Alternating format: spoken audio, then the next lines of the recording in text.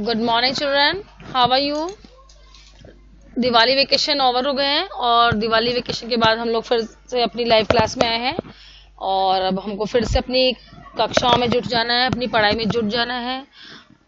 इसीलिए हम लोग PT2 की तैयारी करेंगे और PT2 का फर्स्ट जो चैप्टर यानी 10 चैप्टर रंगोली जो आज हम पढ़ने वाले हैं हिंदी रीडर में क्लास 7th। ओके, तो मैं स्टार्ट करती हूँ। रंगोली जो नाम से ही कितना मस्त लग रहा है ना, जिससे हम पिक्चर में देख रहे हैं, नाम से भी। और रंगोली जो है सभी लोगों की, स्पेशली गर्ल्स की तो फेवरेट हुआ करती हैं। तो बस हम लोग भी यहीं पे रंगोली क्या है, रंगोली क्यों प्रसिद्ध है, कहाँ कहाँ की है और क्या क्या यूज़ करते हैं उसमें, तो वो हम सब पढ़ने वाले हैं। चलो मैं स्टार्ट करती हूँ। उद्देश्य है जो चैप्टर का, छात्रों को देश की प्राचीनतम लोक चित्रकला रंगोली से अवगत कराना, विभिन्न प्रांतों में रंगोली के रूप और उसे बनाने के पीछे उनका उद्देश्य बताना, लोगों की उत्सव, धर्मिता और लोक संस्कृति से जुड़ी परंपराओं व मान्यताओं को दर्शाना। तो इस तरह यहाँ पे इसके कई उद्देश्य दिए गए हैं। इस तरह की पाठ से के माध्यम छात्रों को प्रकृति संरक्षण की भी सीख देना इसके उद्देश्य है। अब हम लोग आते हैं सीधे पाठ पर। रंगोली भारत की सांस्कृतिक परंपराओं से में सबसे प्राचीन लोक चित्रकला है। ऐसी चित्रकला जिसे सीखने के लिए विद्यालयों की आवश्यकता न थी, देखा देखी परंपरा से आ जाती है। यानी कि जैसे आपने अपनी माँ को देखा, अपनी दादी को देखा, अपनी बड़ी बहन को देखा और आपको भी उनके देखने से देखा देखी परंपरा के अनुसार ही आ गई। इस चित्रकला के 3 प्रमुख रूप मिलते हैं: भूमि रेखांकन, भित्ति चित्र और कागज तथा वस्त्रों पर चित्रांकन, जो भारत के अधिकांश प्रांतों में प्रचलित है। इनमें सबसे अधिक लोकप्रिय जो है भूमि रेखांकन। भूमि रेखांकन जो जमीन पर बनाती है रंगोली, से बोलते हैं अल्पना। जैसे कि आप लोगों ने देखा होगा ना, गांव वगैरह में गोबर से और मिट्टी से मिलकर लीपते हैं वो लोग, और फिर इसमें व्हाइट जो सिरेमिक यानी चॉक पाउडर से वो लोग डिजाइन बनाते हैं, उसे अल्पना कहते हैं। अल्पना शब्द संस्कृत में के आलेपन शब्द के से निकला है, जिसका मतलब है लेप करना। भित्ति चित्रों के लिए बिहार का मधुबनी जो काफी फेमस है ना, उसी के लिए भित्ति चित्रों के लिए बिहार का मधुबनी और महाराष्ट्र के ठाणे जिले में वर्ली प्रसिद्ध है।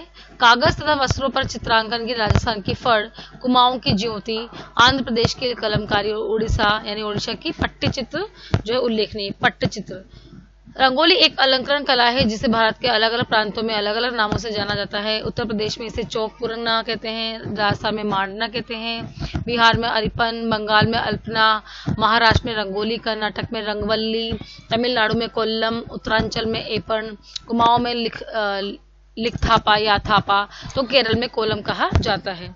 रंगोली के संबंध में पुराणों में भी कई कथाएं जो है प्रचलित है। मोहनजोदाड़ो या मोहनजोदड़ो और हड़प्पा संस्कृति में भी मांडी हुई, वहां भी मतलब इस अल्पना के चिन्ह जो हमको देखने को मिले हैं। मंडी भी यानी कि काफी बनी हुई वहां की जो चीजें हैं। रंगोली के इन्हीं परंपरागत आलेखनों से प्रेरणा लेकर आचार्य रविन्द्रनाथ टैगोर ने शांति निकेतन के कला भवन में अन्य चित्रकला के विषयों के साथ इस कला को भी एक अनिवार्य विषय बना दिया, कंपल्सरी कर दिया उन्होंने। शांति निकेतन में किसने? रविन्द्रनाथ टैगोर ने तो उसे कंपल्सरी सब्जेक्ट कर दिया है ड्राइंग को। आज ये कला शांति निकेतन की अल्पना के नाम से जानी जाती है, जहाँ ड्राइंग में रंगोली जो है बनाना, अल्पना या कोई भी जो अदर दूसरे स्टेट की, उनको भी उनके बारे में जानना इसमें बताया गया है। इस कला में गौरी देवी का नाम चिरस्मरणीय रहेगा, जो शांति निकेतन अल्पना की जननी है। जो यानी कि शांति निकेतन जो अल्पना जो कलमकारी है, जो चित्रकारी है, जो चित्रांकन है, उसकी जन्मदात्री कौन है? गौरी देवी। याद रखना आप लोग इसका नाम, इनका नाम। प्राचीन काल में लोगों का विश्वास था कि रंगोली में आए गए कलात्मक चित्र शहर एवं गांव को धन धान्य से परिपूर्ण रखने में असमर्थ होते हैं और अपने जादुई प्रभाव से संपत्ति को सुरक्षित रखते हैं। इसी मान्यता के आधार पर रंगोली को धार्मिक और सामाजिक अवसरों पर भी शुभ मानते हैं। तभी हम लोग जब भी हमारे कोई उत्सव है, घर में कुछ भी अच्छा ओकेजन है, कोई कार्यक्रम है, तब भी हम लोग रंगोली इस तरह जो है रंगों से चित्र द्वारा अपनी जमीन को, अपनी दीवारों को सुंदर बनाते हैं, अपने घर को सजाते हैं। दिवाली पे तो हम लोग स्पेशली करते ही हैं। विभिन्न प्रांतों में बनाई गई जाने वाली रंगोलियों में अनेक विभिन्नताएं भी हैं। जैसे महाराष्ट्र में लोग अपने घरों के दरवाजों पर प्रातःकाल रंगोली बनाते हैं ताकि घर में कोई बुरी ताकत प्रवेश न कर सके। तमिलनाडु के कोल्लम, कर्नाटक की रंगवल्ली एवं केरल के कोल्लम में ज्यामितीय और सममितीय आकारों को चावल के घोल या सूखे आटे से सजाया जाता है। ओणम पर बनाई जाने वाली रंगोली को फूलों से सजाया जाता है। कुमाऊं के थापा में अनेक प्रकार के आलेखन, प्रतीकों, कलात्मक डिजाइनों, बेल बूटों आदि का प्रयोग किया जाता है। मांडने को विभिन्न पर्वों, मुख्य उत्सवों तथा ऋतुओं के आधार पर वर्गीकृत कर और बनाया जाता है। इस तरह मतलब कई ओकेजन्स भी हैं और कब कब हम लोग रंगोली बना सकते हैं, वो सब कुछ हमें इस पार्ट में बता रहे हैं। रंगोली भारत के किसी प्रांत की हो, वह लोक कला का अत्यंत घरेलू रूप, यानी कि वो एक घरेलू तरह का एक त्योहार, मतलब घरेलू हमें कार्य आना चाहिए, जिसका सबसे महत्वपूर्ण तत्व है उत्सव धर्मिता। एक उत्साह के रूप में उसे हम बनाते हैं कि खुशी जाहिर करते हैं, ऐसे नहीं बोझ की तरह हम लोग उसको, हम जब रंगोली बना रहे, चित्रांकन कर रहे हैं, अपने घर को सजा रहे रंगोली के द्वारा या अल्पना के द्वारा, तो हम उसमें बहुत एनर्जेटिक फील करते हैं, फुल ऑन एनर्जी हमारे अंदर होती है। इसके शुभ प्रतीकों में कमल का फूल, इसकी पत्तियां, आम, मंगल कलश, मछलियां, तरह तरह की चिड़ियां, तोते, हंस, मोर, मानव आकृतियां व बेल बूटे प्रमुख है। विशेष अवसरों पर बनाई जाने वाली रंगोलियों में कुछ विशेष आकृतियां भी जुड़ जाती हैं, जैसे दीपावली पर दीप, गणेश, लक्ष्मी आदि। रंगोली का दूसरा महत्वपूर्ण तत्व है प्रयोग में आने वाली सामग्री। अब उसमें किस तरह उसकी प्रयोग में जो सामग्री आती है उसको देखो, जो आसानी से हर स्थान पर मिल जाती है, जैसे पिसे हुए चावल, सुखाए हुए पत्तों के पाउडर का रंग, आटा, हल्दी, सिंदूर, रोली, चारकोल यानी कि कोयला, जलाई हुई मिट्टी, लकड़ी का बुरादा आदि, अर्थात घर परिवेश के आसपास सहज सुलभ सामग्री, ये हमको आसानी से मिलती है सब चीजें। इसलिए अमीर हो या गरीब, रंगोली का प्रचलन जो दोनों में एक समान ही, सब तरह के, अमीर भी होगा तो क्या सोने की थोड़ी बनाएगा रंगोली, हीरो की थोड़ी बनाएगा, चांदी की थोड़ी बनाएगा, वो रंग से ही बनाएगा, कलर से यूज करेगा। रंगोली का तीसरा महत्वपूर्ण तत्व है पृष्ठभूमि अर्थात स्थान। अब जगह, रंगोली की पृष्ठभूमि के लिए साफ या लिपी हुई जमीन या दीवार का प्रयोग किया जाता है। रंगोली को घर के मुख्य द्वार पर देहली जो बीच हम जहाँ से हम एंटर करते हैं घर के अंदर, आंगन के मध्य में, कोनों में, दीप के आधार, भगवान के आसन पर, पूजा की चौकी आदि पर बनाने की परंपरा है। इस तरह रंगोली विविधता में एकता, प्रकृति के संरक्षण, स्वच्छता, पवित्रता के साथ साथ अपनी लोक कलाओं को सहेजने का पाठ पढ़ाती है। आरंभ में स्त्रियां और कन्याएं ही रंगोली सजाया करती थी। श्रद्धा, प्रेम, परंपरा, लगन और भक्ति को रंगोली के रूप में उकेरते हुए गीतों को की पंक्तियां गाकर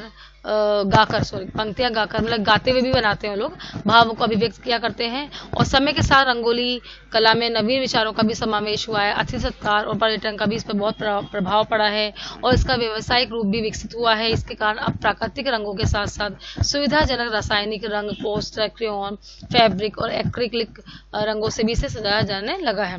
पर सांस्कृतिक विरासत के रूप में इसका पारंपरिक आकर्षण, कलात्मक कौशल और धार्मिक महत्व आज भी बना हुआ है। रंगोली दो प्रकार से बनाई जाती है, सूखी और गीली, एक मुक्त हस्त से और दूसरे बिंदुओं को जोड़कर, एक डॉट डॉट को जोड़कर भी होती है और एक बिल्कुल फैलाकर जो है बनाते हैं, जैसे हम लोग बनाते हैं, देखते होंगे आप लोग अपने घरों में, अपने आसपास भी। बिंदुओं को जोड़कर बनाए जाने वाले रंगोली के लिए सफेद रंग के से जमीन पर किसी विशेष आकार में निश्चित बिंदु बनाए जाते हैं, फिर उस बिंदुओं को मिलाते हुए एक सुंदर आकार ले लेती है। आकृति बनाने के बाद उसमें मनचाहे रंग भी भरे जाते हैं। मुक्त हस्त रंगोली में जमीन पर सीधे ही आकृति बनाई जाती है। गीली रंगोली बनाने के लिए चावल को पीसकर उसमें पानी मिलाकर घोल तैयार किया जाता है। इस घोल को एपन या पिठार कहा जाता है। इसे रंगीन बनाने के लिए हल्दी का प्रयोग भी किया जाता है। व्हाइट तो है इसे सफेद चावल से, लेकिन इसको कलर देना चाहेंगे तो उसमें हल्दी का भी प्रयोग किया जाता है, रोली का भी प्रयोग किया जाता है, लाल रंग की, नील का भी प्रयोग करते हैं, यहाँ तक कि जो फूलों के अर्क है उसका भी प्रयोग करके ये डिफरेंट कलर देते हैं। आजकल रंगोली बनाने के लिए कलाकारों ने पानी को भी माध्यम बना लिया है। इसके लिए खाली टब या टैंक में पानी लेकर स्थिर व समतल क्षेत्र में पानी डाल दिया जाता है। कोशिश की जाती है कि पानी भर पर हवा या किसी अन्य तरह के संवेग का प्रभाव न पड़े। इसके बाद चारकोल यानी कि कोयले के पाउडर को छिड़क दिया जाता है। इससे रंगोली भव्य नजर आती है, यानी बहुत बड़ी बड़ी दिखती है। भरे हुए पानी पर फूलों की पंखुड़ियों और दियों की सहायता से रंगोली बनाई जाती है। पानी की सतह पर रंगों को रोकने के लिए चारकोल की जगह डिस्टेम्पर या पिघले मोम का प्रयोग भी किया जाता है। रंगोली पानी के भीतर ही बनाई जाती है। इसके लिए कम गहरे बर्तन में पानी भरा जाता है, फिर एक तश्तरी या ट्रे पर अच्छी तरह से लेप लगाकर रंगोली बनाई जाती है। बाद में इस पर हल्का सा तेल का स्प्रे करके धीरे धीरे पानी की परत से तली में रख दिया जाता है। तेल लगा होने के कारण रंगोली पानी फैलती नहीं है। रंगोली बनाने के झंझट से मुक्ति चाहने वालों के लिए रेडीमेड रंगोली स्टिकर भी बाजार में मिलते हैं, जिन्हें मनचाहे स्थान पर चिपका सकते हैं, जो आजकल बहुत से सभी लोग कर रहे हैं। मतलब मोस्टली ये लोग करते हैं, मार्केट में जो है रेडीमेड स्टिकर मिलते हैं, बस उनको लाओ और चिपकाओ और होगी रंगोली तैयार। इसके अतिरिक्त बाजार में प्लास्टिक पाबंदियों के रूप में उभरी हुई आकृतियां मिलती है, जिन्हें जमीन पर रखकर उनके ऊपर रंग डालने से सुंदर आकृतियां भरकर सामने आती हैं। इनके मॉडल भी मिलते हैं। रंगोली बनाने के लिए प्लास्टिक के खांचों का भी प्रयोग किया जाता है। संपन्नता के विकास के साथ साथ आजकल रंगोली बन सजाने के लिए शुभ अवसरों के आने की प्रतीक्षा नहीं की जाती, बल्कि किसी भी महत्वपूर्ण अवसर को रंगोली सजाकर शुभ मान लिया जाता है। चाहे किसी चीज का लोकार्पण हो, मतलब कि कहीं से इनोग्रेशन है, कहीं भी कोई कार्यक्रम हो रहा तो वहां भी रंगोली बनाई जाती है। आजकल बहुत कॉमन सी हो गई है, मतलब इस तरह की। पहले तो बस उत्सवों और त्योहारों पर ही बनाई जाती थी। किसी उत्पाद के प्रसार की बात हो, रंगोली की सजावट आवश्यक समझी जाने लगी है। आजकल रंगोली प्रदर्शनी और रंगोली प्रतियोगिताएं भी आयोजित की जाने लगी है। प्रतियोगिता शुरू हुई तो रिकॉर्डों का क्रम भी शुरू हो गया। Guinness book of world record तक रंगोली पहुंचाने वाली पहली महिला विजय लक्ष्मी मोहन है। इसको अंडरलाइन कर लें आप लोग। कौन है पहली महिला रंगोली पहुंचाने वाली, जिनका Guinness book world of record में नाम लिखा है? विजय लक्ष्मी मोहन, जिन्होंने 3 सितंबर 2003 को अपना रिकॉर्ड दर्ज कराया था। सन 2009 में यह रिकॉर्ड हर साल टूटता रहा। इसके अतिरिक्त पानी पर रंगोली बनाने का रिकॉर्ड भी गिनीज बुक में शामिल हो चुका है। महाराष्ट्र के नागपुर की रहने वाली वंदना जोशी भी जो पानी पर रंगोली बनाने वाली विश्व की, ये तो विश्व की है, वो भारत की थी, वो विश्व की पहली महिला जो बन गई। कौन है वो? महाराष्ट्र के नागपुर की रहने वाली वंदना जोशी। और इन्होंने 2004 में दुनिया की सबसे बड़ी रंगोली बनाकर Guinness book of world record में अपना नाम दर्ज करा है। इससे स्पष्ट होता है कि भारतीय संस्कृति के मूल में कितनी कलात्मक और लालित्य निहित है, मतलब कितनी सारी प्रतिभा यहाँ पे छिपी हुई है जो धीरे धीरे समय के अनुसार उभरती हैं। और इस चैप्टर के राइटर है पूनम जैन। तो हम लोगों ने इस पूरे पार्ट में ये जाना कि रंगोली का जो प्रदर्शन है, रंगोली की हमने कितनी कहाँ उनको किन किन नामों से पुकारा जाता है। और रंगोली आजकल इतनी हर जगह, वहाँ कोई उत्सव त्योहार पर्व नहीं देख रहे हैं, वो इतनी शुभ माने जाने लगी है अब कि वो हर छोटे छोटे कामों में भी रंगोली बनाने के लिए हमें जो परंपरा है जो सदियों से चली आ रही थी उसको और विस्तार के रूप में मिला है और हम उसको प्रयोग में लाने लगे हैं। तो इस तरह हमने इस पार्ट में कई तरह के जो दूसरे राज्य हैं उनके वहाँ पे उस रंगोली का क्या नाम दिया गया है वो भी जाना है, किस तरह वहाँ पे प्रयोग में ली जाती है वो भी जाना है, हमारे देश में या हमारे राज्य में इसे क्या बोलते हैं वो भी हम लोगों ने इस पार्ट में जाना है। तो आज हम लोगों ने ये पार्ट रंगोली पढ़ लिया है और आप लोग भी इस पार्ट की वीडियो जो है 1 से 2 बार सुनेंगे और खुद भी स्वयं भी इस पार्ट को पढ़ेंगे और आप लोग रंगोली के बारे में जानेंगे। Okay, bye children.